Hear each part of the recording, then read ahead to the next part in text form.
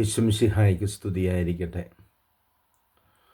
ക്രിസ്തുവിൽ എനിക്ക് എത്രയും സ്നേഹം നിറഞ്ഞ സഹോദരീ സഹോദരന്മാരെ, യോഹന്നാൻ്റെ വിശുദ്ധ സുവിശേഷം 21 അധ്യായം 20-25 തിരുവചന ഭാഗങ്ങൾ നമ്മളിന്ന് ധ്യാനിക്കുമ്പോൾ, ഈ ഭൂമിയിലായിരുന്നുകൊണ്ട് ദൈവസമാനമായി തന്നെ ജീവിച്ച് ശിഷ്യന്മാരിൽ വിടവാങ്ങുന്ന ഈശോ തൻ്റെ അധികാരം ശിഷ്യരിലേക്ക് കൈമാറിക്കൊണ്ട് അവിടുന്ന് പിൻവാങ്ങുമ്പോൾ, തൻ്റെ അനന്തരഗാമികളായി സുവിശേഷ പ്രഘോഷണത്തിൻ്റെ വലിയ സാക്ഷികളായി മാറുന്നതിലേക്ക് പ്രത്യേകിച്ച് പത്രോസിനെയും യോഹന്നാനെയും അഭിഷേകം ചെയ്യുന്ന ഈശോ അവിടുന്ന് വളരെ വ്യക്തമായിട്ട് പറയുന്നു, എൻ്റെ ആടുകളെ പരിപാലിക്കുക.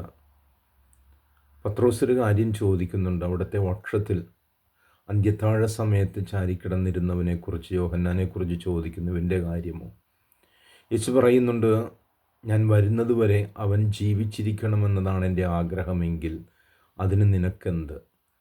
മരണമില്ലാത്ത ഒരു മനുഷ്യനെക്കുറിച്ചല്ല, മറിച്ച് മരണവും മരണത്തിന് ശേഷവും തൻ്റെ ജീവിതം ഒരു സാക്ഷ്യമായി അവതരിപ്പിക്കുന്ന സഹശിഷ്യന്മാരെക്കുറിച്ചുള്ള ഈശോയുടെ പ്രഖ്യാപനവും പ്രഘോഷണവുമാണത്.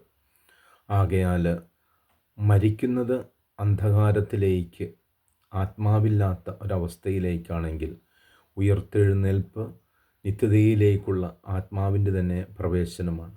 ആകയാൽ നമുക്ക് ഓരോരുത്തർക്കും യേശുവിൻ്റെ അനുശാസനത്തോടെ നമ്മുടെ സുവിശേഷ വേല തുടരാം.